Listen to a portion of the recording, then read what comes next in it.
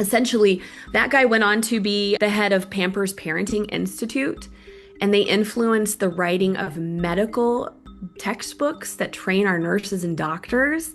This one study became this sort of, it just rippled out into all of culture. So now we think that it's right to wait for readiness. Could the multi-billion-dollar diaper industry be bankrolling research to keep kids in diapers longer and profits higher? My name is James Lee, and you're watching Beyond the Headlines on Breaking Points.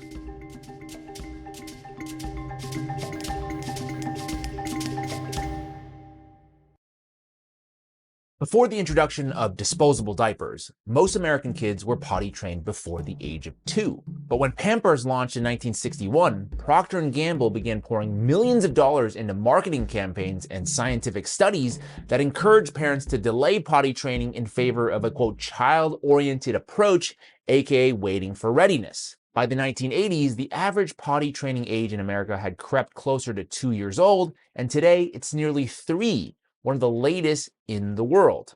And as that number rose, so did industry profits. What started out as a niche product is now an $80 billion global business, with the market projected to reach over $114 billion by 2030, which raises a serious question. Is this delay really in the best interests of children's development, or is it just about keeping Big Diaper's revenue flowing? To help us dig into this, I'm joined today by Andrea Olson, an elimination communication expert, mom of 6 diaper-free babies by the age of 1, and author of Go Diaper Free. Andrea, thank you so much for joining us today on Breaking Points. Sure, thanks for having me. Yeah, so I think when I came across your story sort of by chance, and saw some of the crazy statistics, like, how we've crept up the age of potty training, it just reminded me of like the movie WALL-E, where are we just training humans to not to just sit there and not do anything? So I want to start with the part, just educating the audience on, what did parents do prior to disposable diapers? What was the common practice? Common practice was using a cloth diaper, but that's really only for the last 200 years, commercial cloth diapers. So before that, we can go way before that. Cavemen and women, their babies would signal to them when they need to go to the bathroom and they would point and shoot into a bush. Otherwise, we would have died out as a human species a long time ago. We would have never come to where we are today if we were born incontinent and just going wherever, whenever. Like, we're the only mammals that use diapers. Obviously, we're the only ones that are prefrontal cortex thinking, but also we're the only ones who ignore what our babies come in with, which is like a total instinct to be clean and dry and to not do their business on you, on their bed, on their sleep space. We even have hormones that keep us from going to the bathroom when we're sleeping. So babies have this too. Nomadic people used to just sometimes they would stuff something like a backup, moss or some kind of material or something to absorb in case while they were traveling in case something happened, but typically in a sling, which they were worn, they did baby wearing back then, like we have been starting to do now. The baby will wriggle inside the baby carrier, even my 6 babies did, before they need to go to the bathroom, like kind of to tell you, hey, I'm uncomfortable and I need to go to the bathroom. And then you take them out and point and shoot. So even then, people didn't use diapers. They had their babies on them, close to them, and they would until they could take themselves, which was around crawling or walking, they would just pick up on those cues and take them. So if you really think about it, and there is some anthropological research out there in Lori Bouquet's book, Infant Potty Training, she's done a ton of research that shows other communities in recent times on the planet who still do this, and what it looks like and what we did before. But you can imagine, it was totally different. We were actually just picking up on signals and aligning ourselves with biological development of babies. They're born absolutely in control. They're not incontinent. Yeah, I think that leads me to my next overall question, which I think is just, what do you do? What is elimination communication, and what does an expert like yourself teach parents? Yeah, so I teach parents how to kind of reconnect with what's going on in their baby already. So usually, so we call it EC for short or infant potty training, but it's not potty training. We're just helping them do what they can't do for themselves until they can do it on their own. So it's like it's gradual. Sometimes I just teach parents to do it like once a day, just so that you don't spring the toilet on them later and have to do this like really traumatic potty training, which is what we're doing now. With EC, the best way I teach to start is when a newborn baby wakes up, they're already dry because of the hormones, and you just hold them over something like underneath the thighs, their body's up against your chest, and you make the sound of running water, or you grunt a little bit. And that is kind of like this two-way communication of it's time, it's okay to go now. Like we're on the same page. So I would start them with just wake ups. And then after a woman has nursed or bottle fed, guess what? Their baby's going to fuss like 10 minutes later. And I teach parents to pick up on that signal. And once they know that, they're like, oh, because you can't possibly be hungry again and you can't be tired again because you just woke up. So, like, what could it be? And then they kind of guess, and soothe them into going in their pants against their desires. And I think once parents understand that they're missing on those cues, obviously you feel a little guilty, but like we're in a diapering culture. They don't want us to know how things work. But with that first fuss after feeding, we just take them to the potty again. And even if you just did those two, oh, and the other one is poops. Like you're waiting for your baby to finish pooping in a diaper. Why not just skip that part and just take the diaper off? They are so easily poop trained. Like all of mine were poop trained within a couple of days of birth. Like it's so easy. I know. And I haven't had to potty train any of my kids. So, I mean, I say, and some people might think like, oh, it's just so time consuming and it's so much and I have to work and this and that.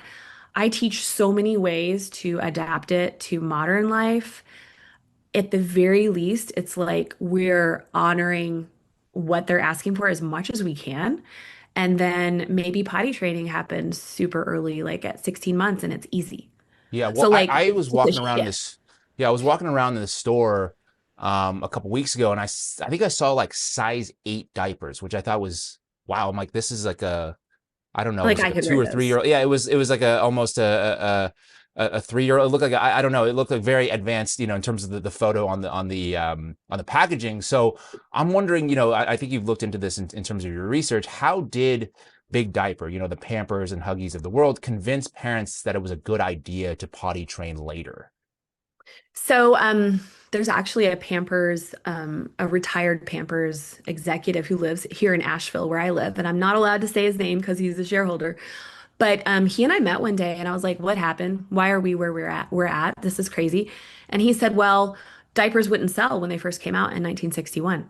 Like the statistic is 50 in 1957, 92% of toddlers were out of diapers by 18 months on average. So like, I'm not sorry, by 18 months total. That wasn't an average. Now we look at an average of 3 years, but that was like almost 100% were done by 18 months. Disposable diapers come out 3 years, 4 years later. And he said nobody wanted to buy them. Like they had a severe marketing problem. Parents, moms could not be convinced that these are good for your baby, and they didn't want to put their babies in paper. So the very next year, P. Barry Brazelton, a pediatrician, did a study that you kind of alluded to, where he recommended unscientifically, like you can read it, you can download it. It's so unscientific. It's like this whole scientific study, and then he makes this assumption and this directive at the end that's literally changed our society. He says, wait till 24 months, wait till they're talking, they can remove their clothing, wait till they're ready. And that is ridiculous because we're the ones putting them in diapers. We're the ones who should be taking them out of them. And they really were never meant to be a toilet. They were just like a tool, like in the 40s and the 30s. Until that baby's walking, this is going to help, keep the floor dry and like keep your kitchen clean and like help them sleep without soiling everything. And then it became a toilet because this pediatrician told us we had to wait or we were bad moms. And, there's lots of other society things you could kind of deduce from that. But essentially, that guy went on to be the head of Pampers Parenting Institute, and they influenced the writing of medical textbooks that train our nurses and doctors. Like this one study became this sort of, it just rippled out into all of culture. So now we think that it's right to wait for readiness. And developmentally, 2 and 3 years old is the worst time to try to get a child to do anything. They tell you no, they want to be independent. They're way past that window. Like, I want to share one more thing. Montessori, Maria Montessori, who studied child development, and we have lots of Montessori schools, she believed the sensitive period was 12 to 18 months to potty train. Like, that's when they are actually socially wanting to start and finish the process. So we literally have been taught to miss that window, to ignore our kids, to tell our kids, we're gaslighting our kids. You're not ready. We're infantilizing them. And the thing is that they're totally capable and it's amazing. Um, Once people get into my world at Go Diaper Free, they're like, oh my gosh, like I blow their minds. And then they're like, whoa, it's like, I don't know, my kids, every kid that I've helped with this, I feel like we have an increase in self-esteem and just this more normalized behavior, like they are settled, they feel good, and they are not being lied to. Like we don't mean to lie to them, but it's what's happening.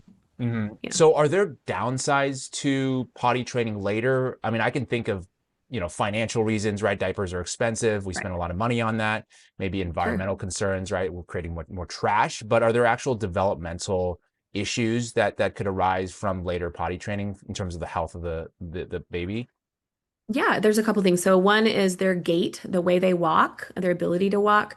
Somebody did a study on it with a cloth diaper, a disposable diaper, and then naked.